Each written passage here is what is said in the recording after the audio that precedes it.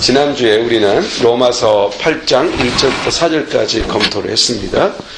그리스도 안에 있는 자에게는 결코 정죄함이 없다. 그리고 죄와 사망의 법에서 해방을 받은 사람들이다. 그리고 우리에게는 율법의 요구가 다 이루어졌다. 대전제고 원론이죠. 이거는 우리가 갖고 있는 신앙에 있어서 대단히 큰 누림이에요. 우리는 우리들의 모습을 이렇게 돌아보면 그리스도인으로 살아가지만 여전히 우리는 변화되어야 될 부분이 너무 많고 또 부족한 면이 많죠. 신앙생활을 저도 40년이 넘게 해왔지만 그러나 아직도 너무너무 고쳐져야 될 게 많고 회복돼야 될 게 많죠. 그렇지만 이걸 알아야 돼요. 우리 자신을 보면은 우리는 희망이 없어요. 내가 내 자신을 보면 희망이 없어요. 하나님께서 나를 누구로 보느냐, 이게 중요한 거예요. 하나님께서 나를 누구로 보고 있느냐, 이게 중요한 거라고요. 예를 들어서 우리 딸들이 아빠를 보고 아빠로 본다면은 아빠는 딸로 대하고 또 딸들은 아빠니까 아빠 앞에서 자유로울 수가 있어요. 그렇죠?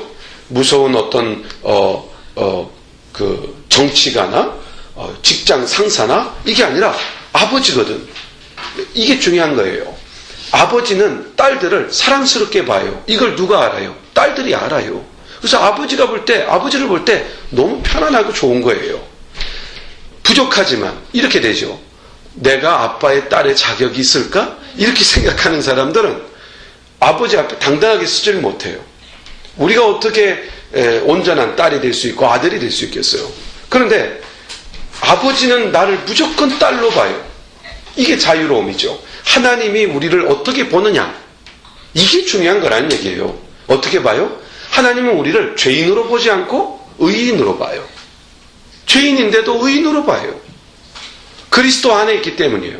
그리고 죄와 사망에 의해서 시달리고 있는 것 같죠. 우리는 질병에도 시달리고 두려움을 갖고 있어요. 그런데 우리 주님은 우리가 죄와 상관이 없고 사망과도 상관이 없는 사람으로 보고 있어요.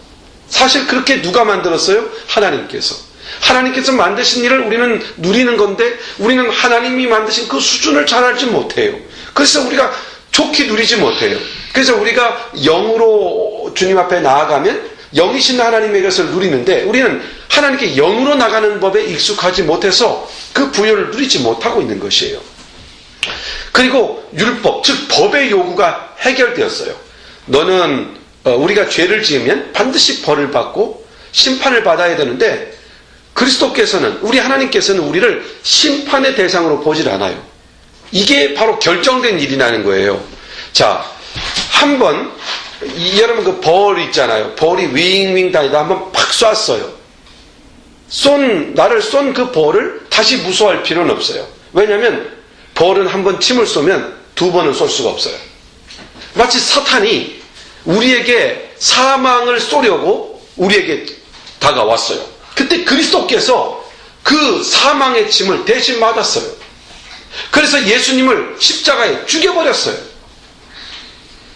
그리스도는 죽으셨지만 그 권능의 영으로 성령의 능력으로 부활하셨어요. 이제 그리스도 안에 있으면 부활하신 그리스도 안에 있으면 그 누구도 사망이 죄가 와서 우리에게 사망을 쏠 수가 없어요. 그리스도 안에 있는 한 우리는 그 어떤 것도 쏘일 필요가 없다는 얘기예요.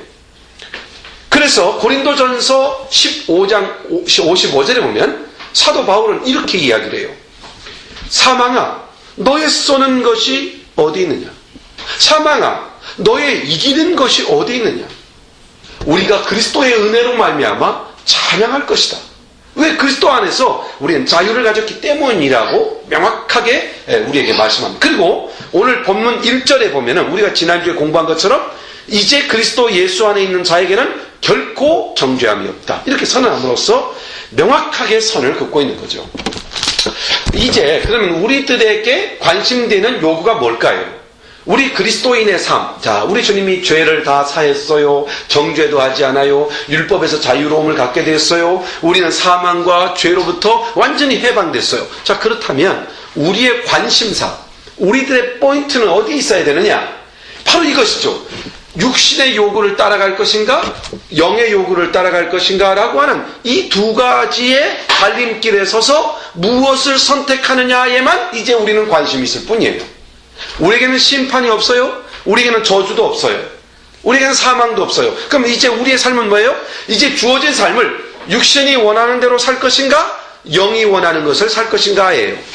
자, 이 문제를 명확하게 정리하기 위해서 오늘 5절로 11절을 검토해 보는 겁니다. 한 절 한 절 검토하면서 먼저 우리에게 선명한 모습은 어떤 모습이며 또 우리가 살아가야 할 삶의 길이 무엇인가를 정돈할 수 있었으면 좋겠습니다. 먼저 5절에 보면 이렇게 설명하죠. 육신을 쫓는 자는 육신의 일을, 영을 쫓는 자는 영의 일을 생각하나니 그랬죠. 자, 여기 보면 육신을 쫓는 자와 영을 쫓는 자가 또 육신의 일과 영의 일이 서로 대치하고 있죠. 대조하고 있죠. 응? 대조되고 있어요. 그래서 여기에서 하나 좀 염두에 둘 게 뭐냐면 영을 쫓는 자는 영의 일을 이렇게 말하잖아요. 그럼 이 영이 뭘까요? 영이라는 말은 헬라어로 푸뉴마라는 단어를 써요. 근데 일반적으로 푸뉴마라는 단어만 나오면은 이것은 성령님으로 번역해야 된다라고 주장하는 그런 일부 학자들도 있긴 있어요. 그러나 이 푸뉴마라는 단어가 종종 바울 서신에 보면, 바울이 쓴 성경에 보면은 종종 이 푸뉴마라는 단어, 영이라는 단어가 어떻게 나타나기도 하냐면 어떤 죄의 어떤 원리, 즉 죄가 되는 어떤 원인이나 원리들 또는 어떤 악의 세력들에 대하여 대항할 수 있는 어떤 것. 그러니까 이 영이라고 하는 이 푸뉴마라는 단어가 단순히 성령님만을 상징하는 용어로 쓰는 것이 아니라 때때로 악, 죄악, 어둠, 사망을 이기고 대항하고 그것을 선택하지 않을 수 있는 어떤 다른 선택의 요소를 이야기할 때 이 영이라는 단어를 쓰기도 한다는 얘기입니다. 그러므로 여기서 영이라고 하는 단어는 단순히 성령을 쫓아하는 자는 성령의 일을 이루고 라고 번역하는 것이 가능하지만 단순히 그렇게만 번역할 수 있는 것은 아니라는 얘기예요. 다시 말해서 여기서 이걸 이해하면 돼요. 육신을 쫓는 자가 뭐냐? 육신을 위해 모든 목표를 세워요. 그리고 그 목표를 세운 것을 추구하며 살아요. 이게 뭐예요? 육신에 속한 자예요. 그럼 영에 속한 자는 뭐예요? 하나님을 위해 목표를 세워요. 그리고 그 세운 목표를 위하여 인생을 전력으로 살아가요. 이게 영에 속한 자예요. 영을 쫓는 자라는 것은 하나님의 영광을 위한 목표를 세우고 그 목표를 향하여 다름질하는 사람. 육에 속한 사람은 자기 육신을 위해서 목표를 세우고 그 목표를 향하여 달려가는 사람. 그래서 육신에 속한 사람, 영에 속한 사람. 이렇게 구분되어진다는 겁니다. 여기서 중요한 것은 이겁니다. 영을 쫓는 자는 영의 일을 이룬다고 했죠. 그런데 여기에서 단순히 영을 쫓는 자가 목표를 이루기까지 내가 영을 쫓아서 영적인 목표를 세우고 그 영적인 목표를 추구하며 영적인 목표를 이루어가는 것에 대한 주체, 즉 그 일을 이룰 때 단순히 내가 그 일을 이루어갈 수 있는 게 아니라 바로 그것을, 그 목표를 세우고 그 목적을 쫓아갈 때 누가 돕습니까? 성령이 돕는다는 얘기입니다. 이게 달라요. 성령이 우리를 돕습니다. 그래서 여기 16절로 우리 읽지 않아서 16절로 가게 되면 이런 말이 있어요. 성령이 친히 우리 영으로 더불어서 우리가 하나님의 자녀인 것을 증명해 내신다 그러셨어요. 그러니까 내가 하나님의 영광을 위해서 목표를 정하고 하나님의 일을 향해서 다른 길에 가요. 그런데 성령께서 우리를 도우셔서 너는 진짜 하나님의 사람이구나 라는 걸 증명해 낸다는 거예요. 그래서 하나님의 일을 이룬다는 거예요. 그런데 여기에서 하나 기억해야 되는 것이 뭐냐면 영을 쫓는다고 해서 육신의 욕구가 다 사라진 게 아니다라는 겁니다.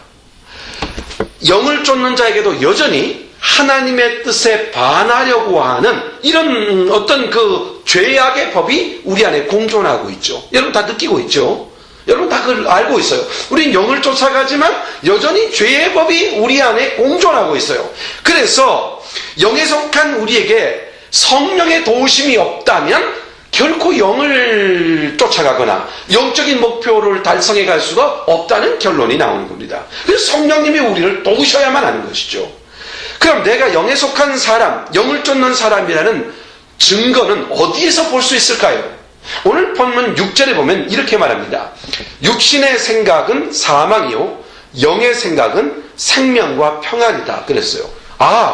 내가 지금 영에 속한 사람이구나 라고 느낄 때 우리에게 나타나는 증상이 뭐예요? 평안과 생명, 즉 기쁨, 환희, 이런 것들이 우리 안에서 일어나고 우리 안에 존재함을 알게 돼요. 그래서 내가 하나님께 속한 사람이구나 라고 하는 것을 누림이 된다는 얘기입니다. 육신의 생각, 영의 생각. 자, 결과적으로 본다면 생각의 뿌리를 어디에 두느냐의 문제가 신앙생활의 승패를 좌우한다는 것을 알 수 있죠. 육신에서는 하나님과 아무 상관이 없는, 즉 자기중심적 생각이 막 솟아나요. 육신에서는. 그러나 영에서는 하나님의 법을 따르고 하나님께 순종하고 하나님을 기쁘시게 하고자 하는 생각들이 일어나요. 그렇죠? 자, 우리 아까 영감께 찬송 불렀어요. 어떤 일이 일어납니까? 어떻게 하면 우리 하나님의 영광을 위해서 내가 살아갈까? 이런 마음 솟아나잖아요. 이게 영에서 솟아나는 거예요. 근데 우리가 세상 일에 파묻히면 어떻게 잘 먹고 잘 살까? 어떻게 내 육신이 요구하는 것을 이뤄갈까? 이런 생각을 갖게 되는 것이죠. 자, 그래서 여기서 영의 생각을 가진 자는 오직 어떤 영의 일만을 쫓아갈 수 있는 게 아니라 끊임없이 육신에 속한 생각들이, 육에 속한 생각들이 나를 이렇게 얽어 잡아내리려고 하는 그런 증상들을 갖고 있다는 얘기예요. 왜냐? 역시 우리 영은 거듭났지만 육체는 거듭난 육체가 아니기 때문에 그렇죠. 그래서 인간에게, 거듭난 그리스도인에게 뚜렷하게 구분되어 나타나는 두 종류의 생각이 로마서 7장에 가면 사도 바울은 명확하게 기록하고 있어요. 로마서 7장 21절 이하에 보면 이런 말씀이 나옵니다. 그러므로 내가 한 법을 깨달았노니 곧 선을 행하기 원하는 나에게 악이 함께 있는 것이로다. 내 속사람으로는 하나님의 법을 즐거워하되 내 지체 속에서, 내 몸이죠, 지체 속에서, 내 육체에서 다른 한 법이 내 마음의 법과 내 심령의 법, 영혼의 법과 싸워 내 지체 속에 있는 죄의 법 아래로 나를 사로잡아 오는도다. 바로 이 문제는 이 두 가지 생각에 의해서 발생되는 갈등을 어떻게 해결하느냐라는 문제에 귀착하게 되죠. 이 해결에 대한 답은 이미 1절에서 전제하고 지나갔어요. 뭡니까? 그리스도 안에 있는 자에게는 결코 정죄함이 없다. 이게 선언한 겁니다. 이게 대단히 중요한 요소고요. 그리고 사도 바울은 7절로 9절에서 미리 주어진 답을 통해서 구체적으로 이 두 생각을 대립시킴으로써 육신에 속한 사람과 영에 속한 사람이라고 하는 이 두 가지 특질들을 정확하게 부각시키고 있습니다. 그래서 이제 7절에 가게 되면 이렇게 나오죠. 육신의 생각은 하나님과 원수가 되나니 이는 하나님의 법에 굴복지 아니할 뿐 아니라 할 수도 없습니다. 여기 보니까 육신의 생각에 세 가지 특징이 나오죠. 첫째 뭡니까? 하나님과 원수가 된다. 그러니까 죄의 법 아래로 있는 이 육신은 끊임없이 어떤 일이냐, 하나님과의 관계가 정상적일 수가 없어요. 왜냐하면 육신을 도모하는 모든 것이 하나님의 뜻을 거역하기 때문이에요. 하나님의 뜻을 거역하기 때문에 육신에 속한 자는 하나님의 구원하심에 대하여서 본질적으로 거부적 반응을 일으킵니다. 그래서 하나님과 원수가 될 수밖에 없어요. 육신의 생각 자체가. 그리고 더 나아가서 육신의 생각은 하나님의 법에 굴복지 아니한다 그랬습니다. 육신의 생각을 따라 사는 자는 자신의 의도가 있든 없든 간에 본질적으로 하나님의 뜻과 계획을 거부할 뿐 아니라 나아가서 도전하기도 해요. 하나님을 대적하고 하나님에 대하여서 저항하고 하나님을 향하여 도전하는 그런 형태로 나타나요. 우리는 이건 일상적으로 봅니다. 여러분들이 조그만 크리스천으로서 의식을 갖고 본다면 이게 얼마나 보편적 상황인가를 알 수가 있죠. 이것은 일반 인간관계나 가족관계나 또는 사회 직장에서나 일반 사회에서 보편적으로 나타나는 증상이에요. 그래서 육신의 생각과 하나님의 생각, 영의 생각이 얼마나 대립적인 각도를 갖고 있는가를 보게 되는 것이죠. 더 나아가서 이 육신의 생각은 아무것도 할 수 없어요. 즉 다시 말해서 영적으로 자연인은 전적으로 부패하고 불능해요. 그래서 오직 성령에 의해서 거듭난 자만 하나님의 법을 알고 즐거워하는 법을 알 수 있고 기뻐하며 끝까지 순종할 수 있지만 하나님의 성령을 알지 못하는 사람, 육신의 생각이 있는 자는 절대로 하나님을 통해서 오는 기쁨이 무엇인지조차 알 수 없고 그것이 무엇인지조차 아무것도 본질적으로 알지 못해요. 그러므로 육신의 생각을 종합해보면 8절에서 이렇게 결론을 내리는 겁니다. 8절에 육신에 있는 자들은 하나님을 기쁘시게 할 수 없다. 이렇게 결론을 내리게 되는 것이죠. 이것이 바로 7절의 논리에 의해서 필연적으로 초래되는 결과인 것이죠. 자, 육신을 쫓는 자는 육신의 생각을 하며 결국 육신의 일을 하게 돼요. 즉 육신에 속한 자는 하나님의 뜻에 대하여서 전혀 생각하지도 않고 고려하지도 않아요. 그러므로 육신을 쫓는 자는 모든 행동이 결코 하나님을 기쁘시게 할 수 있는 가능성이 0%라는 얘기입니다. 이것이 바로 죄 아래에 있는 자들의 실상이라는 겁니다. 그러나 영에 속한 사람은 형편이 전혀 다르죠. 이제 9절로 한번 가보십시오. 9절에 이렇게 말씀합니다. 만일 너희 속에 하나님이 영이 거하시면 너희가 육신에 있지 아니하고 영에 있나니 누구든지 그리스도의 영이 없으면 그리스도의 사람이 아니니라. 만일 너희 속에 하나님의 영이 거하시면, 즉 그리스도의 영이 없으면 그리스도의 사람이 아니다. 성도는 하나님의 영이 그 안에 계신다. 그래서 사도 바울은 고린도전서 3장 16절에 보면 이렇게 말하죠. 너희가 하나님의 성전인 것과 그리고 너희 하나님의 성령이 너희 안에 거하시는 것을 너희가 알지 못하느뇨? 그리고 고린도후서 6장 16절에서는 우리는 살아계신 하나님의 성전이다. 이렇게 정확하게 표현하고 있는 거죠. 그리고 사도 바울은 앞서서 4절로부터 8절까지 육신과 영을 대립시킨 목적이 무엇인가를 이 9절에서 명확히 드러냅니다. 이것이죠. 너희가 육신에 있지 아니하고, 즉 너희가 육신에 속하지 않고, 육신에 속해서는 안 된다는 겁니다. 그래서 지금 이 설명을 해가고 있다는 얘기예요. 단순히 육신에 속할 것이냐 영에 속한 사람이 있느냐 이런 지식을 알게 하려는 것이 아니라, 이렇게 내가 설명하고 있는 것은 너희가 육신에 속하지 않은 자가 되게 하려는 것이다. 이렇게 지금 설명하고 있는 것이죠. 그리스도인은 육에 속하면 안 된다고 경고하고 있는 것입니다. 하나님의 영이 거하는 자는 육신에 속하지 않는 자라고 명확히 선을 긋고 선언함으로써 성도가 비록 선을 행해야 하지만 선을 행하는 그 뜻대로 다 살지 못해요. 그래서 우리가 육체로서 하나님의 자녀임을 증명해내거나 또는 내가 영에 속한 그 거룩함을 내가 다 드러내지 못할지라도 성도로서 하나님의 자녀라고 하는 확신의 자리에 이르러야 하고, 그 확신은 절대로 바뀔 수 없는 것이다. 왜냐? 그 이유가 뭐냐?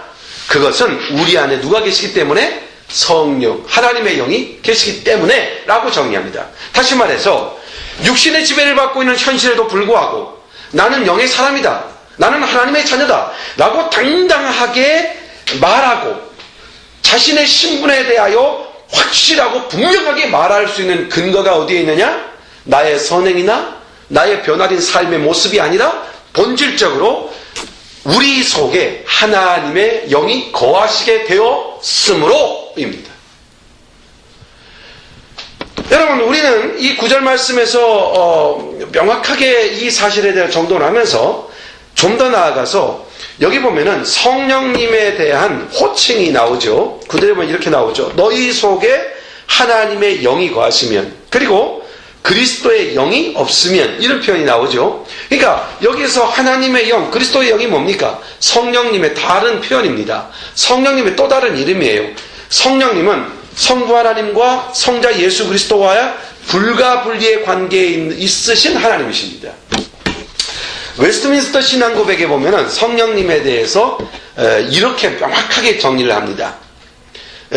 영어 내용을 보면 이렇게 지금 정리했는데, The Holy Ghost eternally processing from the Father and the Son. 그러니까 아버지와 아들로부터 영원토록 프로세싱 나오시는 분이라는 것이죠.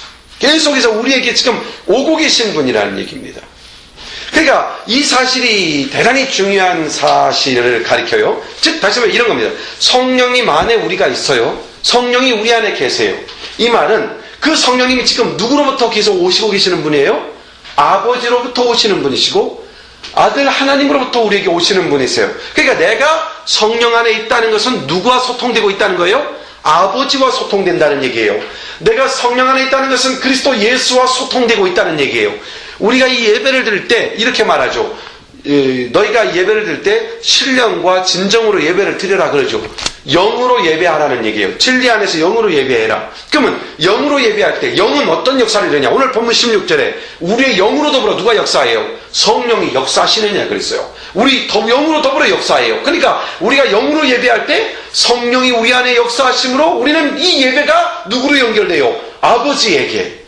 우리의 이 예배가 아들에게. 오늘 증거되는 이 말씀이 아버지로부터, 오늘 증거되는 이 말씀이 아들로부터. 이해하시겠나요? 바로 그런 놀라운 역사들이 성령 안에서 일어나고 있는 것입니다.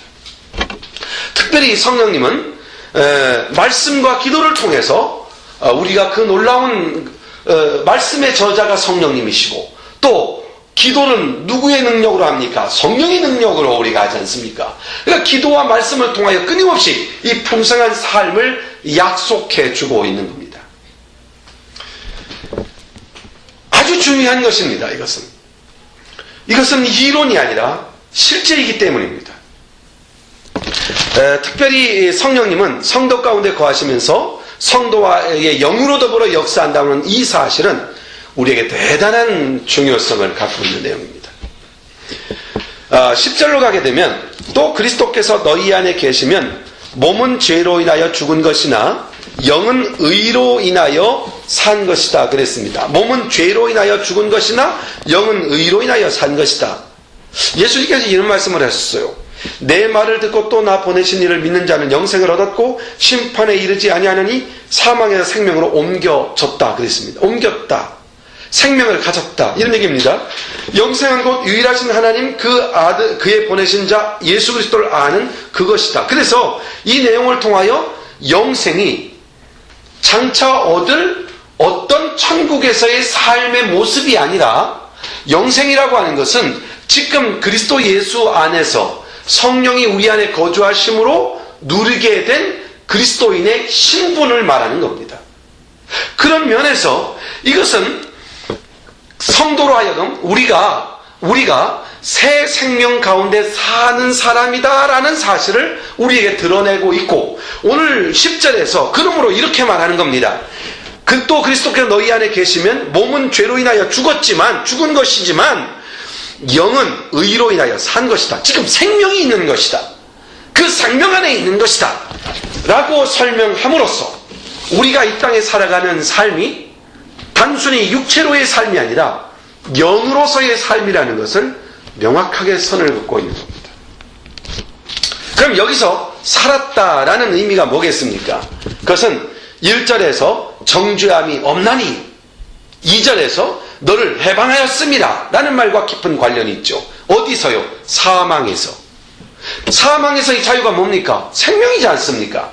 살았다. 바로 그런 것이죠. 그러므로 우리가 정죄받는 신분에 있다면 너는 여전히 죄인이며 죄에서 벗어날 수 없는 사람이구나. 너는 죄인이구나. 그러니 네가 어떻게 하나님 앞에 서겠느냐 라고 조롱하는 사탄의 소리에 귀를 기울이게 되면 우리는 이 자유가 없는 거죠. 이 생명 누리지 못하는 거죠.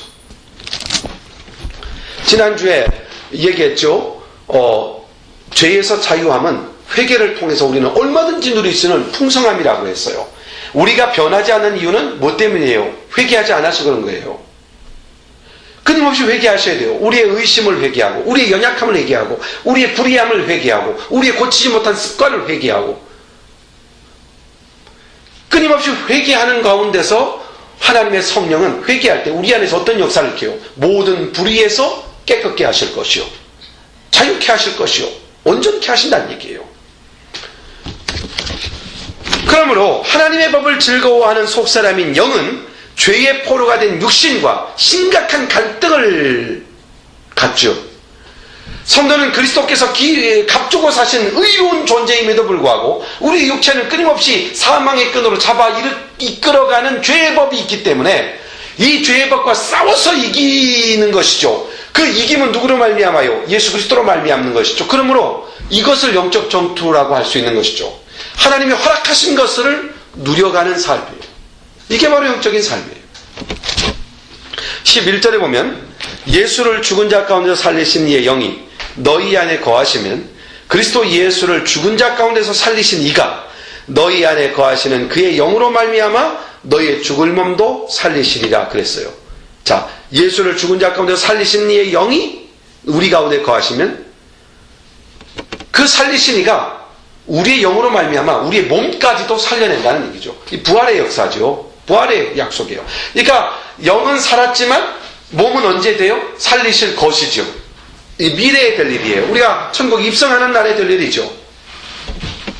10절에서 바울은 몸은 죄로 인하여 죽은 것이다 라고 표현했습니다.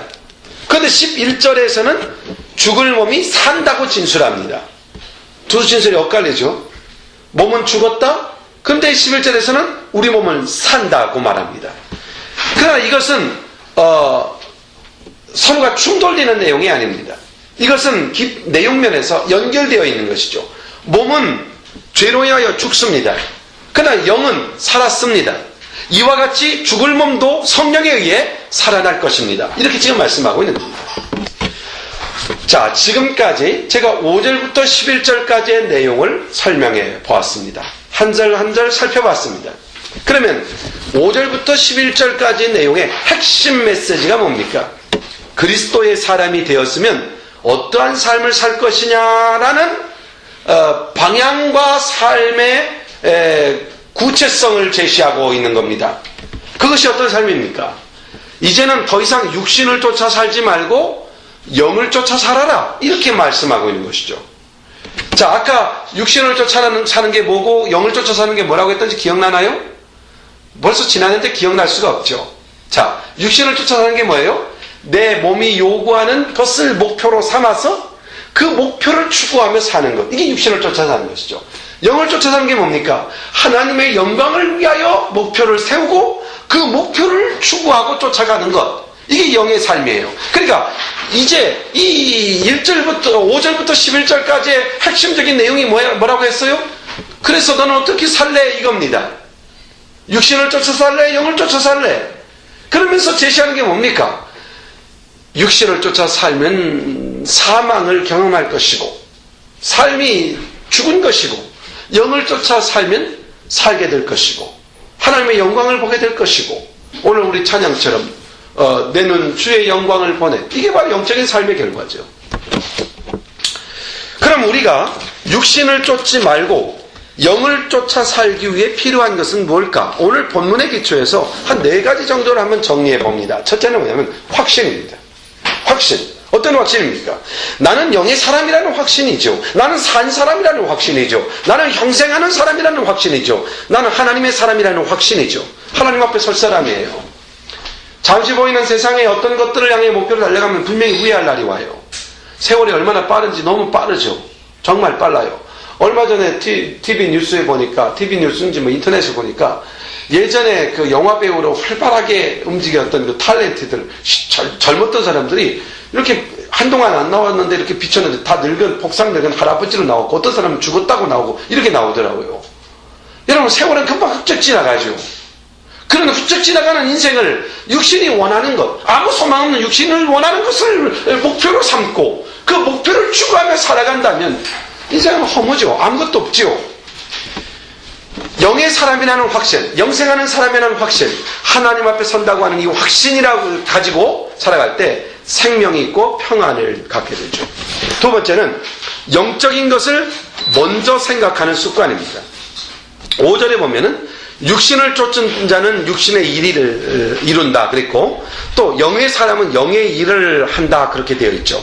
그리고 6절에 가게 되면은 육신의 생각은 사망을 이루고 영의 생각은 생명과 평안이다 그랬어요. 그러니까 영의 생각 속에는 생명이 있고 평안이 있다, 그렇게 지금 정돈합니다. 그러므로 영적인 것을 먼저 생각하는 습관이 우리의 삶의 평안과 안식과 진정한 삶의 가치를 추구할 수 있는 것이죠. 여러분 보세요. 마음이 평안하고 생각이 평안하고 삶이 평안해야 문화를 즐기고 여가를 즐기고 이런 것이지, 도무지 나에겐 짬이 없어요, 쫓기는 삶을 살아요, 그러면 우리는 누림이라는 것을 잘 모르게 되죠. 마찬가지로 우리에게 있어서 영적으로 육신의 생각에 사무쳐 있는 사람들은 이 평안과 안식이 멀죠. 우리와 관계가 없어요. 그러나 영의 생각을 갖고 있으면 그 안에 생명과 평안이 있어요. 거기에서 비전이 생기고 삶에 추구하는 목적이 보이고 그 목표를 향해서 추구하고 다름질할 수 있고, 이게 가치 있는 것이죠. 그러면 영적인 생각이라는 게 도대체 뭘까? 한번 정리하고 넘어갈 필요가 있겠죠. 마태복음 6장 34절에 이런 말, 33절에 이렇게 말씀하죠. 너희는 먼저 그의 나라와 그의 의를 구하라. 이 모든 것을 너에게 더하리라. 그리하면. 이렇게 나온단 말이에요. 그 나라와 그 의를 구하는 것, 이게 영적인 생각이죠. 그 나라와 그 의. 이거는 하나님의 나라를 확장하는 일이나 생명을 구원하는 일이나 하나님의 의를 드러내는 일들. 그렇죠? 바로 이런 모든 가치들이죠. 자, 영적인 것을 먼저 생각하는 습관, 이것이 우리에게 필요한데, 참고될 만한 이야기가 있어요. 서부 개척 시대가 있었잖아요, 미국에. 되게 동부에 있는 사람들이 서부 개척에 대한 소식을 듣죠. 서부에서는 뭐가 나와요? 이 사금이 막 생산된다는 거죠. 그래서 빨리 가서 말뚝 받아서 땅을 박아놓고, 내 땅 그래놓고 그걸 땅을 파헤쳐가지고 물로 흐르면 사금이 나와서 갑자기 엄청난 부자가 된다는 거예요. 이 얘기를 듣고 동부에 있었던 많은 사람들이 서부로 이제 이동을 하죠. 그때 그 이동수단이 마차밖에 없었으니까 마차로 가게 되면 보통 수개월이 걸렸다고 그래요. 빨리 가야 3개월 뭐 이렇게 된다고 그래요. 그러니까 수개월이 걸려서 가는 거리란 얘기예요. 그래서 사람들이 먼저 가야 좋은 땅을 차지하니까 막 쉬지 않고 이제 하루라도 빨리 출발하고 그걸 빨리 가는 거죠, 다른 사람들보다. 근데 그 가운데 아주 신실한 믿음을 가진 한 가정도 이제 부자가 되겠다는 목표를 가지고 이제 가는 거죠. 예? 서부로 갑니다. 그도 열심히 달립니다. 그런데 달리다 보니까 언제가 돌아왔어요? 주일이 돌아온 거죠. 이 주일이 되자 이 경건한 가정은 멈춥니다. 그리고 하나님을 향해서 경건히 예배합니다. 그리고 그 하루를 아주 푹 쉬면서 안식을 갖습니다. 성경 말씀대로 합니다. 이 모습을 지나는 사람이 보고 어떻게 보느냐? 아니, 저렇게 여유있게 가다가 다른 사람한테 다 땅 뺏기고 그 사람이 도착할 때쯤에는 가질 땅이 하나도 없을 거다. 그러면서 조롱도 하고 걱정도 하고, 그렇게 해서야 되겠느냐, 이것저것 다 챙기고 가서 네가 얻을 게 어디 있겠느냐, 이러면서 그 사람들이 휙휙 지나갑니다. 그러나 이 사람은 또 다름질 하다가 주일이 오면 예배를 드리고 쉬고, 그리고 또 월요일이 되면 이제 이동을 하는데 열심히 이동합니다. 6일 동안은 정말 전력을 다해서 이동하는 거죠. 그렇게 해서 캘리포니아에 도착한 거죠. 도착해서 딱 보니까 이제 먼저 간 사람들이 다 도착했을 거라고 생각했어요. 먼저 간 사람들이 땅을 다 차지했을 거라고 생각했어요. 정작 도착해 보니까 사람들이 보이지 않아요. 같이 출발했던 사람들이 보이질 않아요. 자기밖에 도착해 있지 않아요. 한참 후에 소식이 들려오죠. 쉬지 않고 달렸던 사람들이 병이 들고, 또 말이 제 기능을 못해서 쓰러지고, 마차가 부서지고, 그래서 오다가 중도에 다 포기했다는 거예요. 여러분, 이 부분에서 제가 이 말씀을 드리고 싶은 것은 이겁니다. 그리스도의 사람에게는 우선순위라는 게 있는데, 이 우선순위를 지키는 것이 결코 손해가 아니라는 겁니다. 하나님께서는 가장 좋은 질서를 우리에게 주셨는데, 그게 바로 영적 질서입니다. 영적인 것을 우선해 둘 때 모든 것을 누리게 하시는 은혜를 주는 것이죠. 얼마 전에 주치의 만나서 치료를 받는데 위가 좀 안 좋아가지고 위산이 많이 나와요, 제가. 그래가지고 위산을 좀 제어하는 약을 받아먹는데 갔더니 그런 얘기 하는 거예요.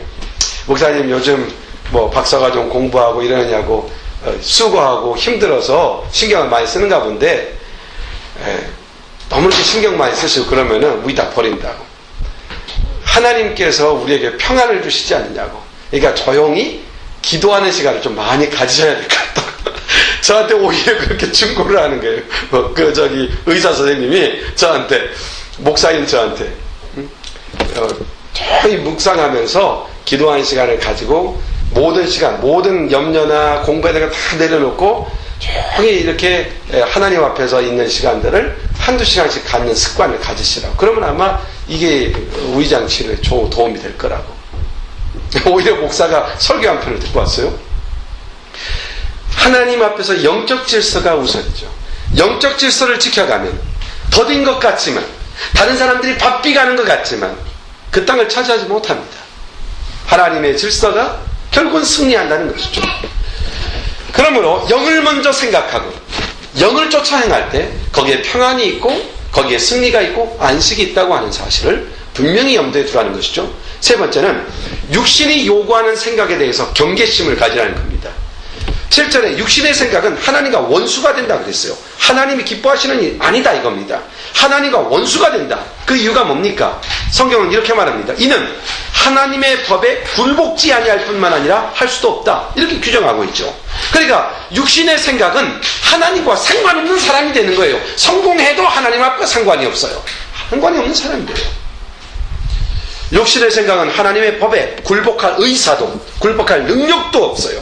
그래서 육신의 생각은 하나님과 적이 되는 것이죠.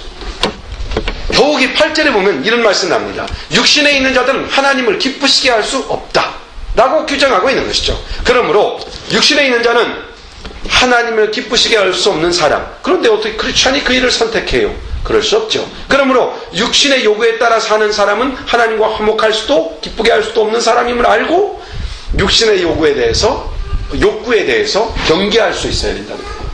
이게 내 육신만의 욕구인가 알고 경계해야 된다는 것이죠.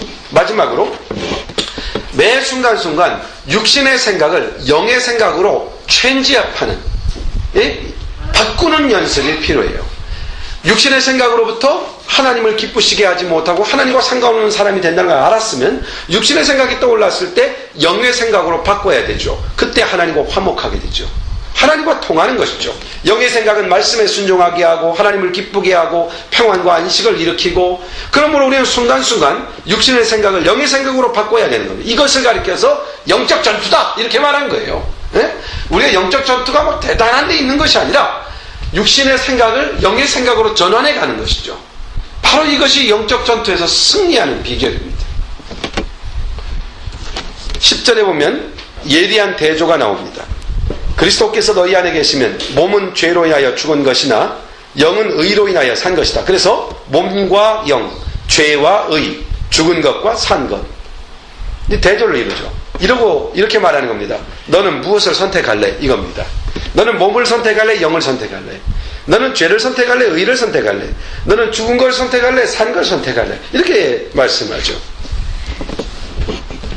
얼마 후에 우리는 호련히 다 변화됩니다. 우리는 우리 몸까지 어떻게 바뀌어요? 영적 몸으로 바뀝니다.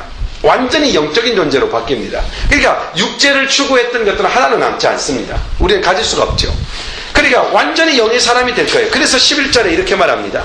11절, 예수를 죽은 자 가운데 살리신 이의 영이 너희 안에 거하시면 그리스도 예수를 죽은 자 가운데 살리신 이가 너희 안에 거하시는 그의 영으로 말미암아 너의 죽을 몸도 살릴 것이다. 그래서 우리 몸까지도 완전히 영적인 것이 된다는 거예요. 하나님 나라에 있을 때. 그러므로 우리가 영적인 삶을 살 것이냐 육적인 삶을 살 것이냐를 선택하는 문제는 갈등의 요소가 아니라 명확하게 선택해야 할 요소라는 것을 염두에 둬야 된다는 것이죠. 제가 청년 수련회를 이렇게 이끌 적에 아주 중요한 어떤 행사를 하나 가진 적이 있어요. 왜냐면 둘째 날 이렇게 저녁 집회를 할 적에 설교상을 치우고 설교상 앞에다가 큰 관을, 사람 죽을 때 이렇게 시체를 담는 관을 딱 해서 앞에다 놔요. 그리고 나서 커튼을 살짝 가리고 이제는 있다는 걸 알고 한 사람씩 들어가서 커튼 속으로 들어가서 그 안에 그 시체가 누구의 시체인가를 보는 프로그램을 가져요. 이제 분위기가 딱 조성되고 불이 꺼지고 조명은 오직 그 관에만 보여지고 이제는 커튼은 쳐지고 한 사람씩 들어가십시오. 그리고 관 안을 관 열려져 있는 뚜껑 열려진 부분을 들여다보십시오. 그리고 그가 누구인지 누구의 시체인지를 확인하고 나오는 겁니다. 돌아갑니다. 한 사람씩 들어가도 어떤 사람은 겁나가지고 들어가지 않으려고 이렇게 빼는 사람도 있고 그래서 결국은 다 들어가죠. 들어가서 딱 보는 순간 사람들이 어떤 사람은 울면서 나오고 어떤 사람은 막 이 격해서 나오고 막 이런 일이 벌어져요. 그 안에는 시체가 있었던 게 아니에요. 이 관 속 안에는 거울 하나를 둔 거죠. 딱 보는 순간 자기가 비친 것이죠. 그리고 그 옆에 글귀가 있죠. 우리의 혈과 육을 십자가에 못 박았습니다. 우리는 죽고 그리스도께서 우리 안에 새 생명을 주고 새 사람으로 난 사는 사람이다 라는 것을 이제 확증하는 어떤 퍼포먼스와 같은 것이었어요. 여러분, 하나님의 사람이 된다는 게 뭐냐? 간단합니다. 예수 그리스도 안에서 나의 옛사람은 없다는 것이죠. 그리고 예수 그리스도 안에서 나는 새 생명을 가지고 있다는 것이죠. 바로 이 새 사람으로 살아가는 것, 바로 이 삶에 대하여 첫째 확신해야 된다고 했어요. 나는 영의 사람이다. 나는 하나님의 영생하는 사람이라고 하는 확신. 더 나아가서 영적인 것을 먼저 선택하는 습관.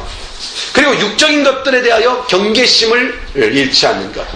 그리고 육적인 생각이 떠오를 때 영적인 생각으로 전환해가는 그런 훈련, 연습이 필요하다는 겁니다. 오늘 이 말씀을 우리가 들었습니다. 우리에게 주어진 짧은 인생의 시간을 육신의 요구를 따라 살지 말고 영을 쫓아서 영의 일을 하고 영의 생각을 하면서 삶으로써 이것이 생명이구나, 이것이 바로 평안이구나, 나는 영원한 존재구나 라고 하는 확증을 누리는 그런 우리의 삶이 되어야 할 것입니다. 기도하십시다. 살아계신 아버지 하나님, 감사합니다. 오늘 또 우리에게 이 로마서 8장을 통해서 우리가 어떠한 사람임을, 어떠한 신분을 가진 존재임을, 어떠한 변화를 가진 존재임을 다시 한번 확인하게 하시니 감사합니다. 하나님 아버지, 하나님께서 우리에게 하신 일이 우리의 머릿속에만 있지 아니하고 우리의 어떤 생각 속에만 머물지 아니하고 그것이 우리의 삶 속에서 누여지는 평안과 그리고 이 생명과 영원함, 그것을 누리며 살아갈 수 있는 그 부요를 경험할 수 있는 그런 삶을 살아가도록 우리에게 확신 있는 삶을 허락하게 하여 주시고 확신을 가지고 살아가게 하시고 그리고 영의 생각을 우선해 두고 살게 하시고 육적인 생각을 경계하게 하시고 그리고 육적인 생각이 떠오를 때 영의 생각으로 전환하는, 바꾸는 그런 연습을 함으로써 승리한 그리스도인의 삶을 누리게 하여 주시옵소서. 예수님의 이름으로 기도드리옵나이다. 아멘, 아멘, 아멘. 감사합니다. 우리 다 같이